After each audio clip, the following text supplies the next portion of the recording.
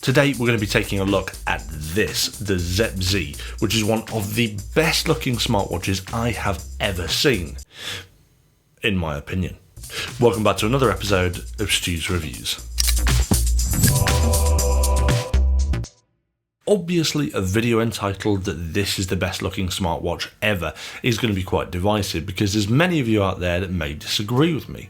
And let's face it, personal style is massively subjective, so everybody is going to be different and have a different opinion. Which is why, as a bit of a disclaimer, this is my individual opinion, and this gets my vote as one of the most sophisticated, timeless, and best looking wearables available at this moment. And I'm super excited to introduce you to the Zepp Z. Featuring a titanium alloy enclosure, this thing looks like it means business. It has such a classic timepiece design that pretty much matches whatever you choose to wear, with the titanium really standing out and drawing people's gaze. The brown leather strap is tasteful and helps deliver that classic timepiece style, and the buckle also matches the titanium finish. But don't let the design fool you, as this thing is waterproof to a depth of 50 meters with a 5 ATM rating and weighs only 40 grams. The screen is a 1.39-inch AMOLED display with a pixel density of 326 ppi. The battery is an ample 340 mAh and can charge in around 2 hours through a magnetic charging pad included in the box. This thing is truly a thing of beauty, so let me finish this whiskey and let's pick apart this watch to find out whether the function is as good as the looks.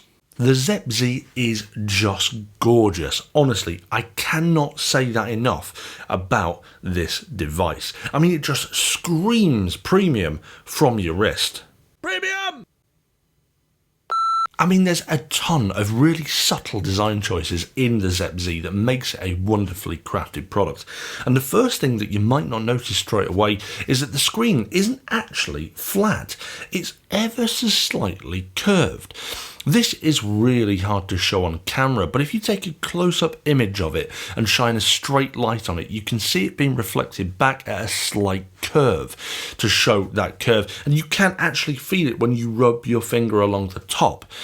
It's just a really subtle thing that just somehow makes it pop. And I don't know how it does it, but it is really, really nice. It actually follows a similar design aesthetic to the chronograph watch. And the seconds are notched along the inside of the bezel and 5-second numeral integers on the main face of this bezel, which is finished in this kind of brushed titanium, which is lovely. It looks really, really nice.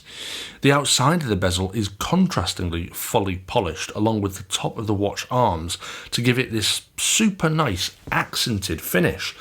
Honestly, it just comes together as this amazingly beautiful and sleek design. The buttons on the side also follow this kind of chronograph style, but interestingly, there's a few little surprises here. The bottom button is customizable, and you can set this between a number of things and functions in the settings on the watch.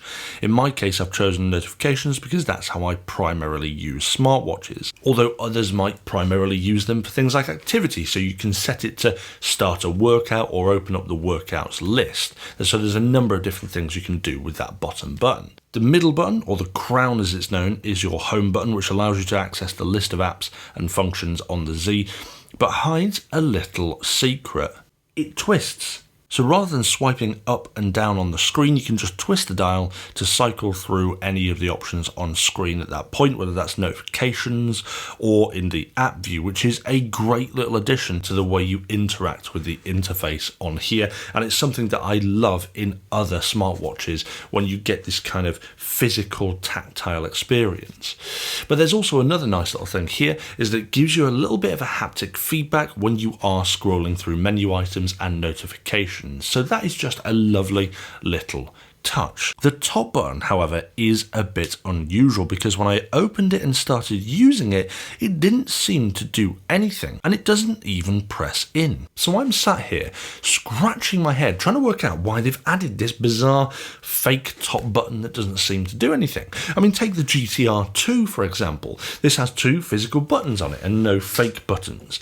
I mean, yes, fine, it kind of fits with the chronograph style a little bit more, having the 3 buttons, but if it doesn't do anything, Why add it in? It makes no sense. But when I was browsing through the options, I saw this, an option for the Smart Health button. Through this, I discovered that the button at the top is actually a capacitive touch button, and when you rest your finger on it whilst the home screen is lit up, it'll launch one of the options you can change in the settings to take a measurement of either your heart rate, SpO2 or stress. I mean, this is a neat little trick, but I'm not 100% enlightened on the reasoning behind why they've decided to go for capacitive touch rather than going for 3 physical buttons. I'd imagine it has something to do with space, maybe?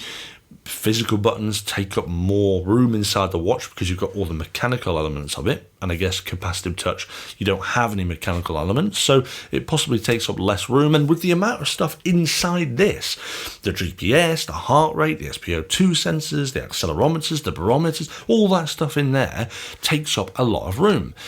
So they've managed to pack a lot in such a small design. Maybe that is the reason why, but it wasn't certainly obvious when I started using it. So if you are going to get a Zepp Z, there's a little tip for you. On the underside is a PAGF bottom with a BioTracker optical sensor in the middle, but it's also got a new charging style which opts for a more 360-degree rotational sort of solution. I do have one criticism on the charger, however. Even though the design is much better, it's not quite as magnetic as any previous iteration that any smartwatch from the Zepp ecosystem uses. And because it's not as magnetic, it can be a little bit fumbly to actually get it on charge. Perhaps I'm being a little bit nitpicky here, but it's one of those things that I think will really annoy me over time. I much prefer the kind of instant snap-on that any of the older kind of Zepp or Amazfit devices have. But on the other side of it, I actually really prefer the design of the new one. So it's kind of swings and roundabouts, really. There's something really good about it and something that I don't really like about it. Never mind. The screen itself is super crisp and sharp with a total brightness of 550 nits, which admittedly isn't the brightest smartwatch that you can buy at this moment in time, but I'm absolutely okay with that for 2 reasons. Firstly, 550 nits is more than enough for consistent viewing in pretty much any environment, so you don't really need much more than 550 nits of brightness. But secondly, it's evident that they've decided to optimize the Zepp Z for battery life, very much like all of the wearables in the Zepp ecosystem, because this is no different. This can last for a total of 30 days on standard use, which is absolutely incredible. I haven't had it for a total of 30 days, so I don't know whether or not that is a true fact, but what I can say is that my experience of all the past wearables in the Zepp ecosystem, that is pretty much accurate to what you can get with basic usage. I have had it long enough, however, to test pretty much this at maximum functionality, if you will. So that's with continuous heart rate turned on, continuous stress levels monitoring, the voice assistant, everything turned on, which I'll get into in a minute or two.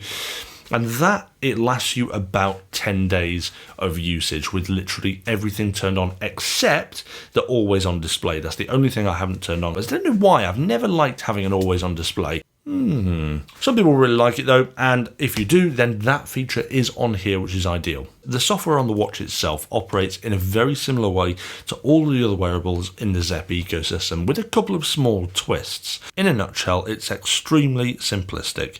A scrollable app interface that gives you access to notifications and health tracking elements, as well as some of the other features such as music control, which controls your music playing on your phone, and other stuff such as a barometric altimeter for checking the pressure and altitude when you're hiking. Unlike the Zepp E-Square, which I took a look at a couple of months ago, this thing has built-in GPS. So that, paired with the altitude and pressure sensors, makes this not just a pretty face, it makes it a really useful tool for tracking pretty much any outdoor activity that you might take part in.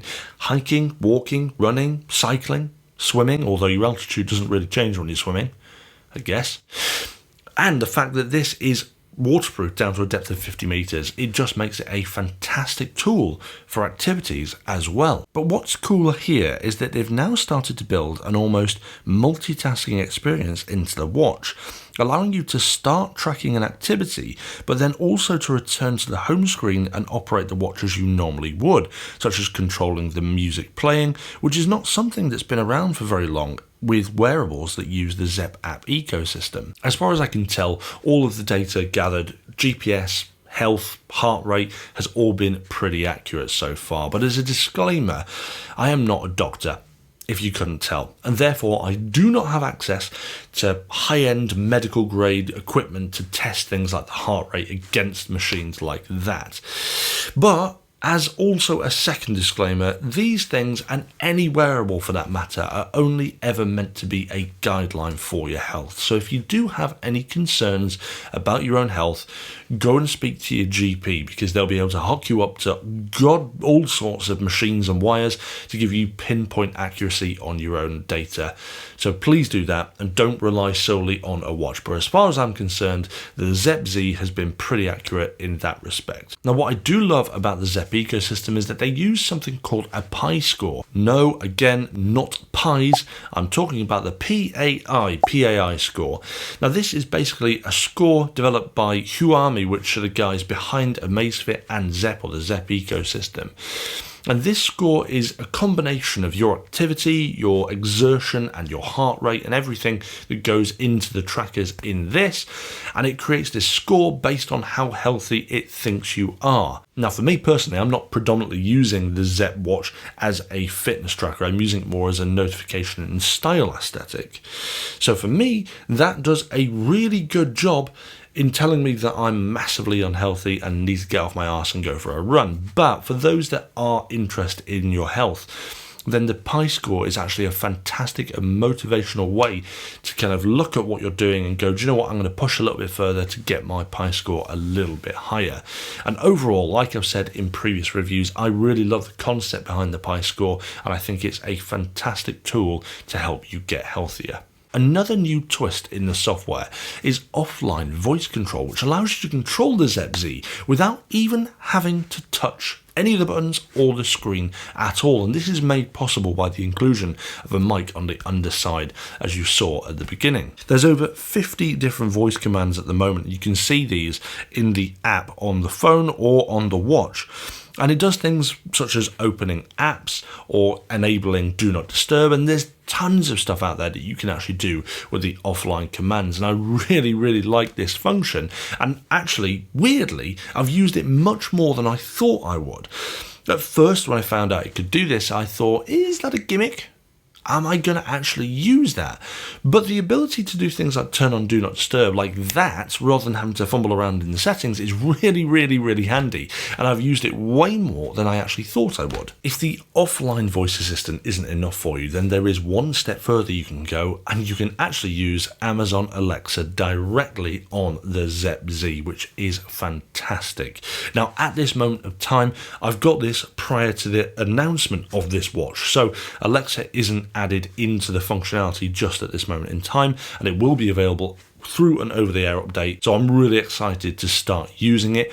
I've already used another device in the Zepp ecosystem with Alexa built in, and that was the Amazfit Band 5. And as far as I'm aware, it works in a very, very similar way. You simply sign in with your Amazon account within the app on your phone, and it logs it all from there. The difference being is that the Amazfit Band 5, you have to swipe to access Alexa on the device itself. With this, because this has offline voice control, you simply raise your wrist, you say Alexa, and it goes straight into Alexa, and you can ask it to do whatever you want. Be your robotic servant and turn your lights off in your house. So I'm really excited to start getting used to this feature on the Zepp Z. Like I said, I've used it already in Amazfit's devices, and it's been fantastic so far. So I'm really, really, really excited to get it going on this one. In respect to the app, because this app is the same one that's used by both Amazfit and Zepp, I've covered this many, many times, so I don't want to keep repeating myself. But what I will do is, in the next few months, it's obvious that I'm going to need to do a singular episode that everyone can kind of refer to when wanting to find out about the Zepp app. So stay tuned for that. In the next couple of months, I'll make sure I do that to stop repeating myself in these episodes. But for the benefit of the doubt of those people that don't know much about it, I'll give you a very quick overview. It's pretty straightforward and simple, like the watch interface, and gives you an immediate snapshot of your daily stats upon opening it, allowing you to click on any of the data to get further and more detailed information, and in some cases offer you advice on how to improve. It also allows you to customize some of the options for the watch in the app too. And mainly, it allows you to browse the watch face catalogue to install whatever face you would like from there, including this Gentleman of the Night named watch face, which has a very peculiar name which has some very sordid connotations. So in conclusion, what do I think of the Zepp Z smartwatch? Well, do you know what? I haven't really got much negative to say about it. I think that, okay, maybe they could have a physical top button, and I would like a more magnetic sticking charger. But that is about the only negative things I've found this. The beauty of this thing just dwarfs anything that I might find slightly negative on it. I just think it's such a beautiful device. But the thing is, you probably know me now, I'm a bit of a fanboy for any wearable under the Zepp ecosystem, and that is because every single device I've tried has a fantastic price versus value. But hold on just 1 second, because Zepp have put a stick through the spokes with this one, because with its premium design comes a very premium price. This watch is $350. Which makes it the most expensive wearable at this moment in time that uses the Zepp app. But does that make it any less value than any of the other wearables that are in the Zepp ecosystem? No, I don't think so. Because take other smartwatches that use titanium builds, for example, such as the Samsung Galaxy Watch 3. That thing will set you back £600. £600! And that's got this same titanium build, which, in my opinion as well, doesn't look anywhere near as nice as this watch. So actually, this has a premium design with some of the great features that we're used to with all of the other wearables in the Zepp ecosystem, but it's half or less than half the price of other smartwatches with a similar premium style. And that makes it still incredible value because, like I said, this thing just screams premium. And that concludes today's review on the Zepp Z smartwatch. A fantastic value product with lots of features that we're used to in the Zepp and Amazfit lineup, but also a really premium build that to me is one of the most beautiful wearables that you can get right now. If you liked today's episode, don't forget to hit that thumbs up and that subscribe button because every single subscriber helps, and I would love to reach my goal of hitting 100,000 subscribers by the end of 2021. I'm currently nearing 50,000, so I'm halfway there and I've got a year to do it. So hit that subscribe and help me reach that goal. I'd be massively appreciative. And remember guys, I did ask you right at the very beginning what your what you think is the best looking smartwatch ever at the moment. Let me know in the comments below. But other than that guys, thank you very much for joining, and I'll see you back for another episode of STU'S Reviews soon.